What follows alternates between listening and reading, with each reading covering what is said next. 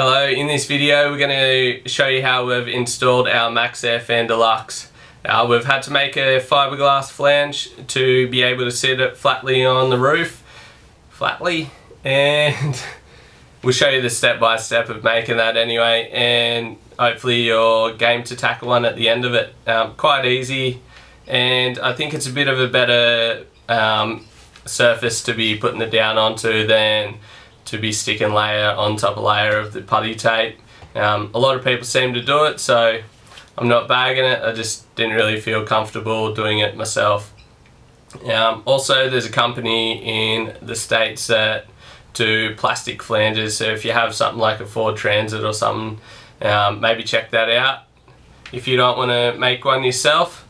So in this vehicle there is ribs that run down, 2 of them on this side, and they're about 8 mil in height. In this particular area they actually go from 8 mil to 6 mil, so it even made it a little bit more difficult. Just another reason why we thought we'd go the fiberglass, because then can't really go wrong.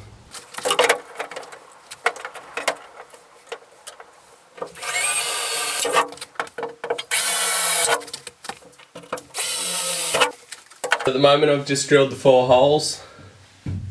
Then we're going to get up onto the roof and we're going to lay some strips of glass, put some resin into it, and then we'll make a bog of cabasil and cotton waste with a bit of resin, and then we'll make another layer, and then we'll do another layer of glass with resin.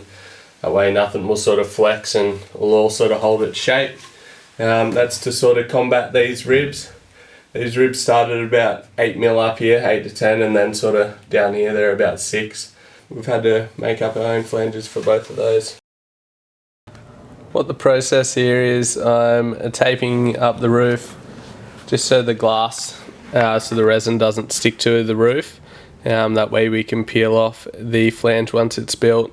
Here I'm just making sure that the flange is going to go out wide enough. I've trimmed up some cardboard as well, just so and then I can stick it over the top around the edge, just so and then when we're laying down the bog and the resin and all the rest of it, it's not sort of spreading out and going out too far, just to sort of keep the roof clean as well. This piece of timber board is what we're using to make the top of the flange flat, so I just had to tape up that as well, just so and then the fiberglass doesn't stick to it. Stuff, we've just wet up the glass sheets. We've got a pretty heavy glass for this, using the resin just to wet it all out and then roll any sort of air bubbles out just to saturate the cloth. And then we put down a mix of cabasil and cotton waste just to use as a filler, and then we've put the top down the board just to get the flat area.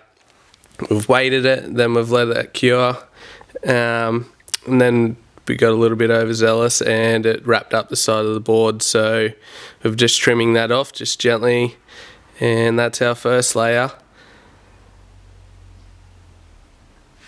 Now comes the second layer, which is some more glass, more resin.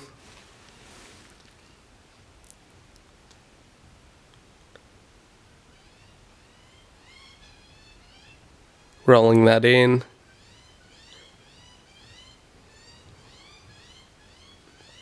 Now we're using the cabasil and cotton waste again, just as a filler, and weighting it down again just to get that flat level.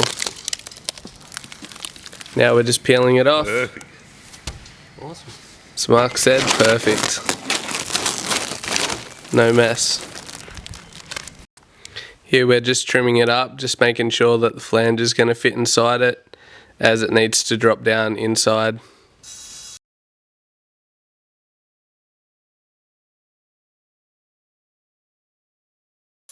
Always wear a mask when you're cutting up fiberglass. Just little particles, not too healthy for your lungs. Just using a straight edge just to get that nice edge around the corners.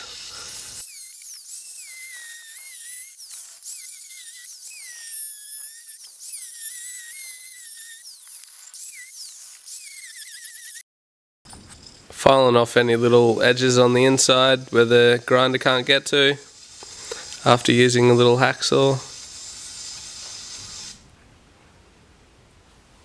Just using a bit of car body filler and just filling out any of the little low patches.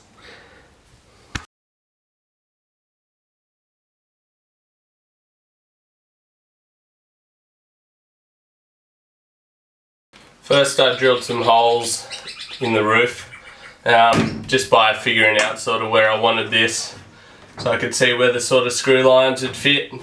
I just went up there into the middle, and that's the 4 closest screw holes. Then once we've made the fiberglass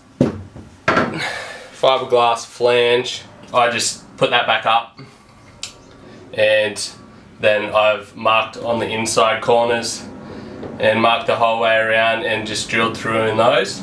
That's these new drill holes that I've got here.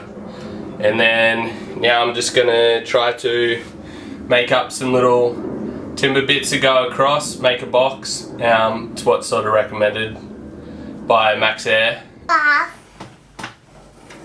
Let's use a washer and just go along here, follow it.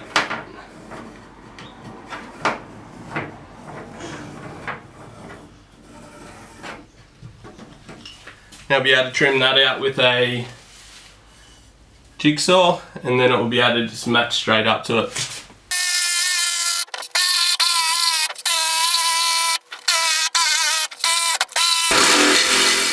Here I've just made some little aluminium strips that I'm going to put right up on top where the screws go in, just to sort of help it bring it all down when I'm screwing down, as it will go across 3 different screws.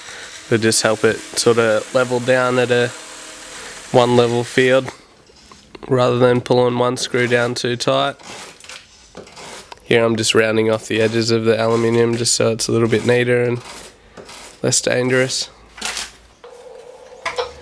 This part isn't required, this is just a little extra. I've seen a few people do it online, so thought why not.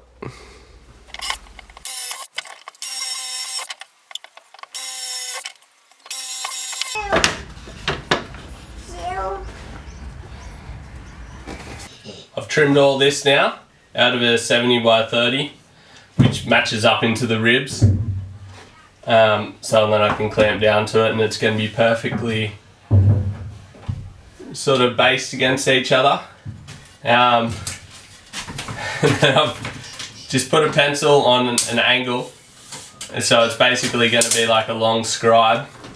What I'm going to do is I'm going to hold that and then go across these 2 ribs, and then I'll be able to get the angle of this, and then I'll be able to trim that down and it'll be the same height as the ribs, just so them whatever roof we end up putting in, it'll sort of just go up there nice and easy. That's the plan anyway. Nice and easy, hey Vinny?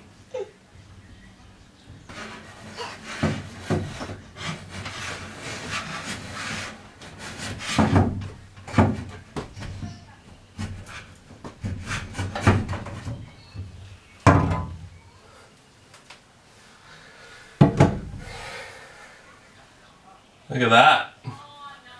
Straight across. Even follows the little dips here. So no, not going to get much better than that.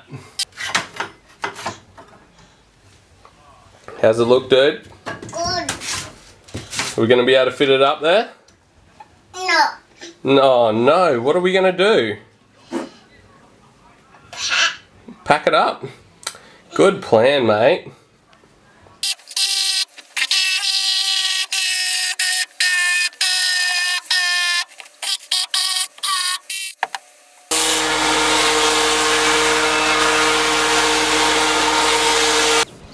These little rust dots have just formed just from sitting over the couple of days, and that was just from drilling those holes, and I wiped it off also, so you can see how quick and easy it happens. Here I've just used a bit of plastic sitting underneath to catch all the metal shavings. Just used a couple of little pilot holes just to be able to get the blade in there, and then just used a metal blade on the jigsaw, vacuuming as I go.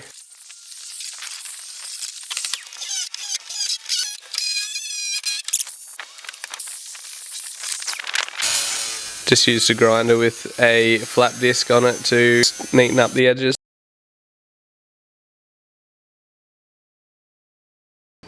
What I did before is just went around with some 40 grit, just scruffed it all up just to make sure that the polymer is going to stick to it, and just to sort of take off any of the burrs and stuff around there as well.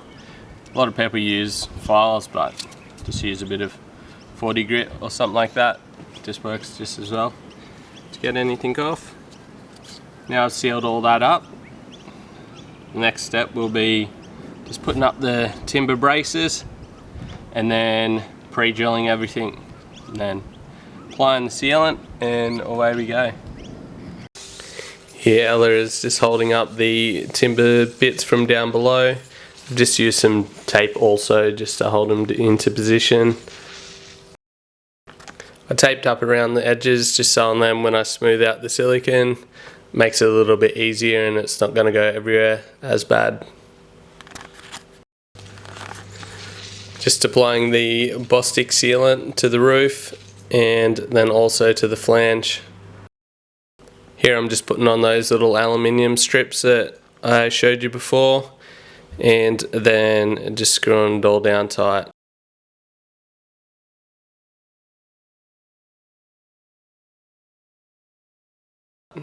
Finally I just smeared over a lot of Bostik just over the top of it, just to make sure none of the screws or anything's going to leak.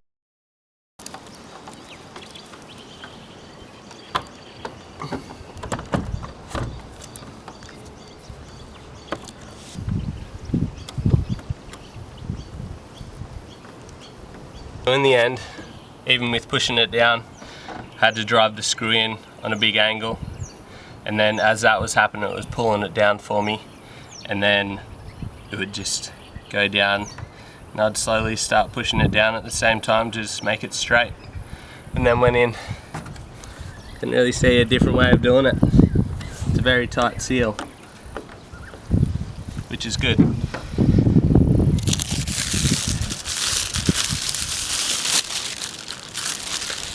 That's it. Silicon, not going to win any awards by its looks, but it's definitely going to be all sealed up, which is great.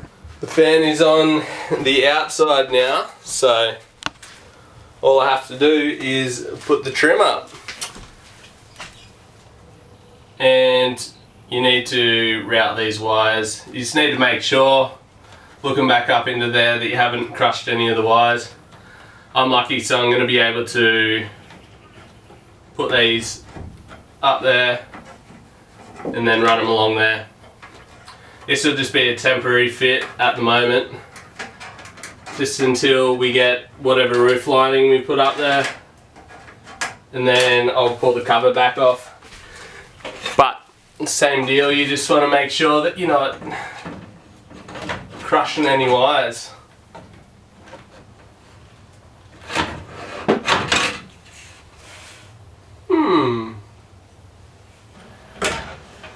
So the drama I'm having is the cables sit down there, so that's all nice. Have to maybe drill I'm going to drill a little hole in there, and then I'll be able to feed the wires through there. But I'll wait until we have the roof lining in, because then I'll know the perfect height. Because if I drill holes in there as it sits right now, if it comes down 12mm for the roof lining, then the hole's going to be visible. So I'll wait until we have the roof lining on, and that'll be the last thing. Drill that through, and then be able to feed it back through there. But for now, I'll just let it sort of dangle. Chuck a little pilot hole.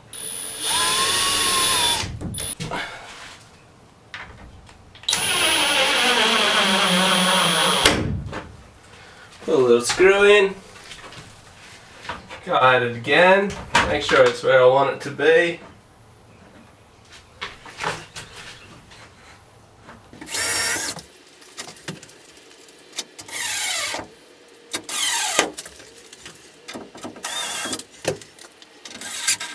I've just pre-drilled the hole halfway on a few of those, so then moving it all, at least I'll have that bit of better bite at the second half of the screw. You're always going to have fail safes. I'll wrap this back up, but other than that, that's the job done until the roof lining goes in. Look at that.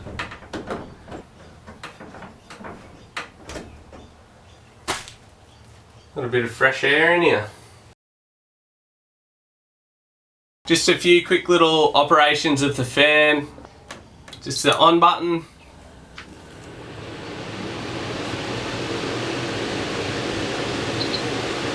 So that's at full fan speed.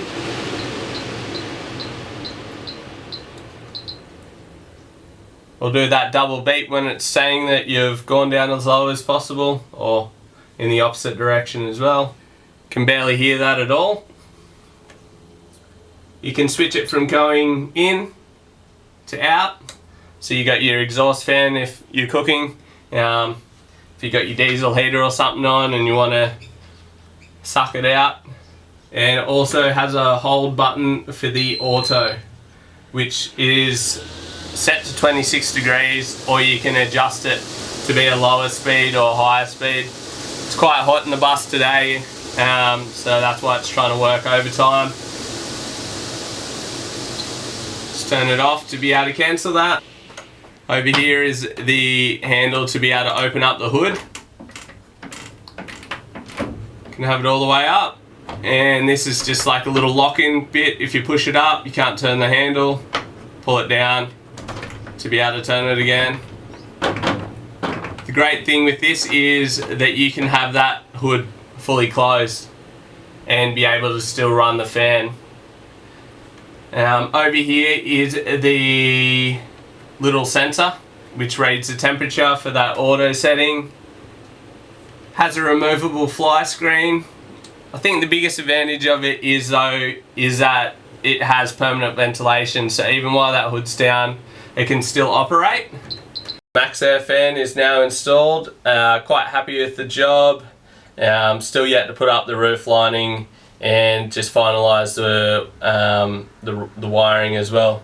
And if you want to see that, make sure you subscribe, because we'll be doing videos of how we're going to do our roof lining and also our full electrical install. I'll try to break it down as much as I can, and hopefully that will be able to help you out through that. But if you enjoyed this video, I hope you did. Hopefully it's inspired you to make your own fiberglass flange, knowing that it's not too hard to do. It's worth a shot, right? If you do, make sure you link an Instagram or something below, so then we can check out some photos, and yeah, keep building. Wait, what are you doing down there? Wait, what are you doing up there?